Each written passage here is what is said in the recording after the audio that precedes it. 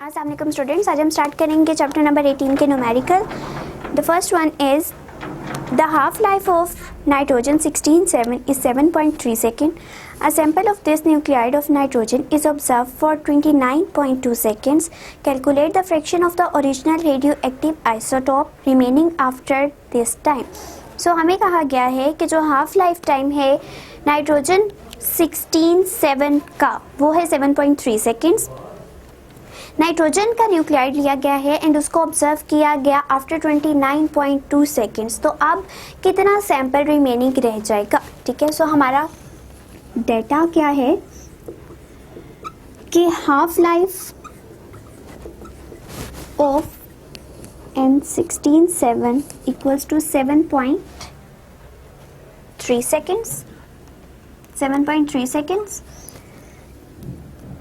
Observe time that is 29.2 seconds, and we have to find out the remaining fraction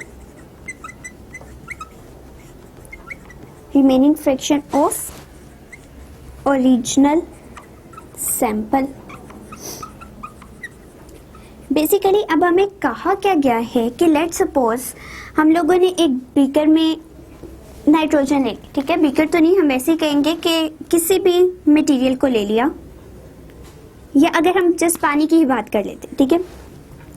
हमने कहा कि पानी है जो कि आधे घंटे में जो है हमने उसको इतना फिल किया हुआ था बीकर को, ठीक है, और हमने उसको धूप में रख दिया। आधे घंटे बाद हमने कहा वो वाटर जो है हाफ रह गया, ठीक है। और मैंने जब टाइम नोट करना शुरू किया, पहले यहाँ पे तो 0 से मैंने ऑब्जर्व करना स्टार्ट किया, ठीक है, और मैंने कहा कि हाफ टाइम में लेट सपोज 4 सेकंड्स के अंदर ये पानी आधा रह गया, ठीक है। अब मैंने इसको ऑब्जर्व किया है, हाफ लाइफ टाइम उसकी 4 सेकंड होगी, लेकिन मैं उसको ऑब्जर्व करूँ आफ्टर 8 सेकंड्स, ठीक है। 8 सेकंड के बाद अब ये पानी कितना रह जाएगा, उसकी क्वांटिटी में कितनी कमी आ जाएगी, ठीक है। तो हमने इसमें इसी तरह से बताना है कि हमने एक नाइट्रोजन का सैंपल लिया, ठीक है। लेट सपोज वो पहले 1 था एंड इसका जो हाफ लाइफ टाइम है यानी ये हाफ में कन्वर्ट होगा आफ्टर 7.3 सेकेंड्स के बाद, ठीक है। लेकिन मैंने 7.3 सेकेंड्स की बजाय इसको 29.2 सेकेंड्स के बाद देखा है, तो ये सैंपल कितना रह जाएगा, ठीक है। इस 1 से कितनी कमी आ जाएगी, तो हमने इस न्यूमेरिकल में ये बात बतानी है। सो हम इसका स्टार्ट करते हैं सॉल्यूशन में हमें क्या पता होना चाहिए बेसिकली कि original sample let suppose n node है, तो इस n नोड में कितनी कमी आ चुकी है, ठीक है, कितने टाइम ये डिक्रीज हो चुके हैं। तो हमें पता है कि जब हमने किसी सैंपल को देखना हो कि वो अब कितना रह गया है, तो हमें उसकी हाफ लाइफ टाइम का पता होना चाहिए, ठीक है। फिर हमें ये पता होना चाहिए कि कितनी हाफ लाइफ टाइम्स को एक सैंपल कवर कर चुका है। लेट सपोज जिस तरह भी हमने पानी की बात की थी कि हमने हाफ लाइफ इतनी कह दी थी, ठीक है, हाफ लाइफ उसकी ये हो गई। अब हमें ये पता लगाना है कि जो बाकी सैंपल बचे है उसकी वजह से कितने टाइम्स ये कम हो चुका है सैंपल, ठीक है। तो हम क्या करेंगे, सिंपली हम फ्रैक्शन को फाइंड आउट करेंगे। हमारे पास ऑब्जर्व टाइम कितना है 29.2 सेकेंड्स, ठीक है। हाफ लाइफ टाइम कितना है 7.3 सेकेंड्स। सो 7.3 से 29.2 सेकेंड्स में तक जाने में कितनी हाफ लाइफ कवर होंगी उसको हम फाइंड आउट कर लेते हैं। Number of half life time covered, ठीक है, जो उसने कवर किए हैं हम ऑब्जर्व कर रहे हैं 29.2 सेकेंड्स में, और एक हाफ लाइफ टाइम कितने की है 7.3 सेकेंड्स की, ठीक है। सो अगर हम इनको डिवाइड कर लें 29.2 divided by 7.3 that is equals to 4। It means कि सैंपल ने इधर से इतना टाइम अगर कवर किया है तो उसमें उसने 4 हाफ लाइफ टाइम को कवर किया, ठीक है। लेट सपोज ये 1 है, हाफ में रह गया, 1/4 में, 1/8 में, 1/16 में। तो हमने ये कैलकुलेट किया कि इसने 4 हाफ लाइफ टाइम कवर की, यानी ये इसकी फर्स्ट हाफ लाइफ टाइम है, ये इसकी सेकेंड हाफ लाइफ टाइम है, ये इसकी थर्ड एंड ये इसकी 4th हाफ लाइफ टाइम, ठीक है। तो अगर मैंने पहले ऑब्जर्व किया कि इसकी हाफ लाइफ टाइम 7.3 था, तो 29.2 सेकेंड्स के बाद वो 1/16 टाइम डिक्रीज कर जाएगा, ठीक है। अब इसको हम किस तरह फाइंड आउट कर सकते हैं? बाय यूजिंग फॉर्मूला कि n जो हमारे पास अब फ्रैक्शन बच चुकी है सैंपल की, n not that is original sample multiply by 1/2t, ठीक है। And that t is basically 4 के 4 हाफ लाइफ टाइम कवर हो चुकी है, ठीक है। सो हमने ओरिजिनल की रेशियो फ्रैक्शन फाइंड आउट करनी है, दूसरी साइड पे ले आते हैं एंड t में अगर वैल्यू पुट कर दें तो ये आ जाएगा 4 दैट इज 1/16, ठीक है।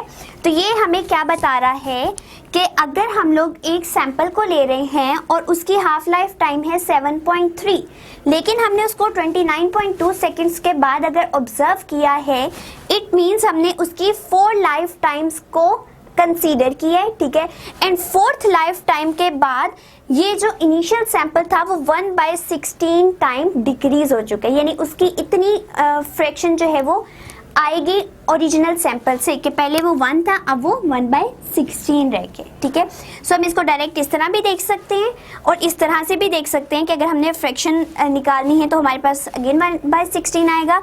अगर यहाँ से देखें कि पहले 1 सैंपल था, फिर हाफ रह गया, देन हाफ रह गया, तो आफ्टर 4 हाफ लाइफ टाइम्स जो हमारा ओरिजिनल सैंपल है वो 1/16 टाइम हमें आंसर शो करेगा।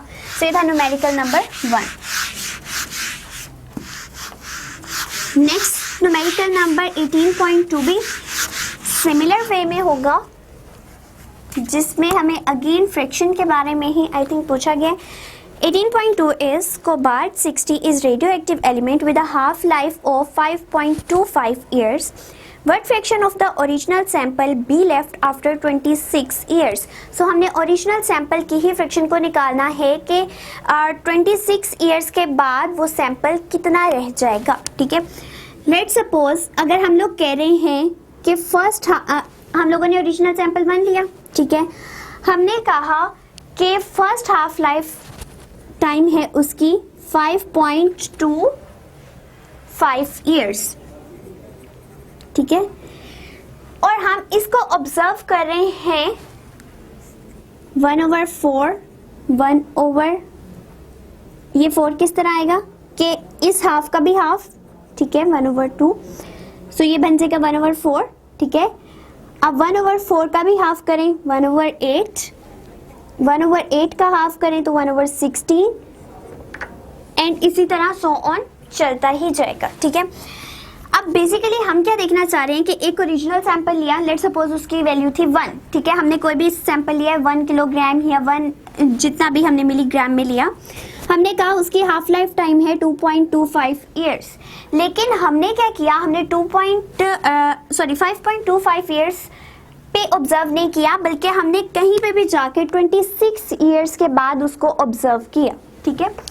तो अब वो पहले तो इतना सैंपल था, अब वो सैंपल कितना रह गया होगा, क्योंकि वो डिके करता जा रहा है, तो डिके करने के बाद ऑब्वियसली सैंपल कम हो रहा है, ठीक है। तो अब वो 1 तो नहीं रहेगा, हमने उसको 26 ईयर्स के बाद अगर चेक किया है तो वो सैंपल कितना रिमेनिंग बचेगा।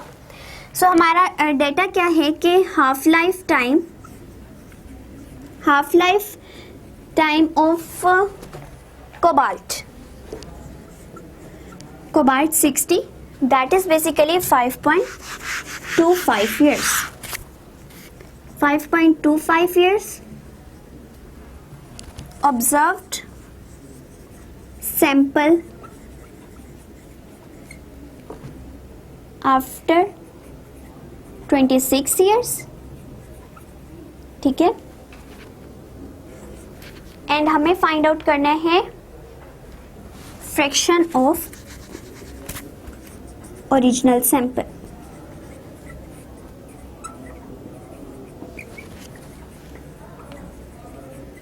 सो ये चीज हमें फाइंड आउट करनी है।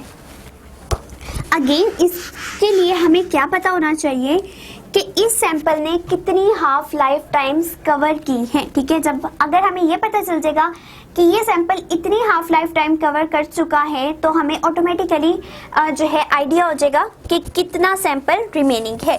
सो अगर हमें हाफ लाइफ टाइम हमें ये पता लगाना है कि कितने हाफ लाइफ टाइम वो कवर कर चुका है, तो उसके लिए हम क्या करेंगे, number of half life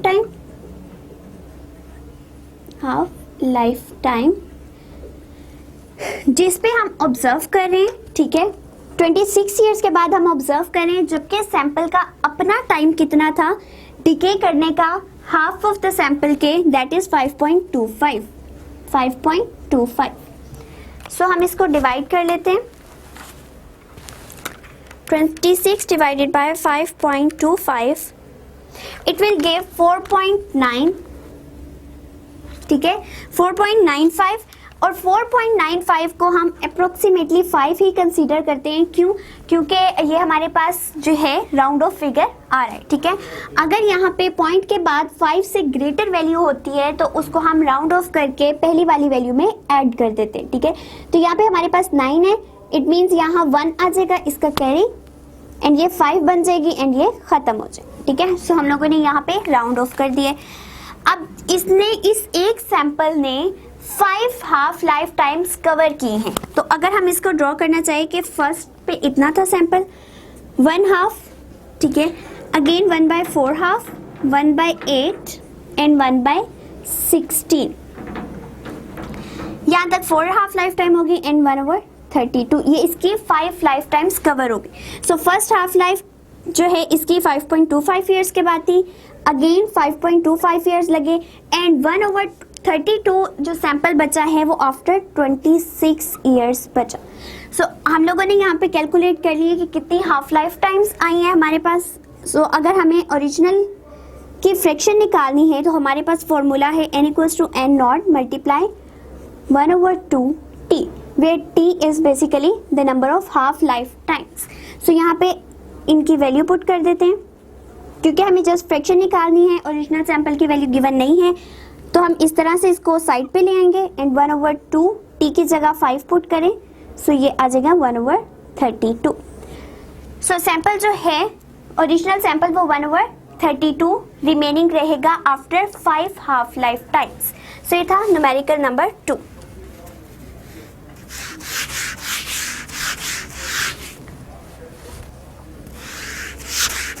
Numerical number 3 is carbon-14 has a lifetime of 5730 years. How long will it take for the quantity of carbon-14 in a sample to drop to 1/8 of the initial quantity?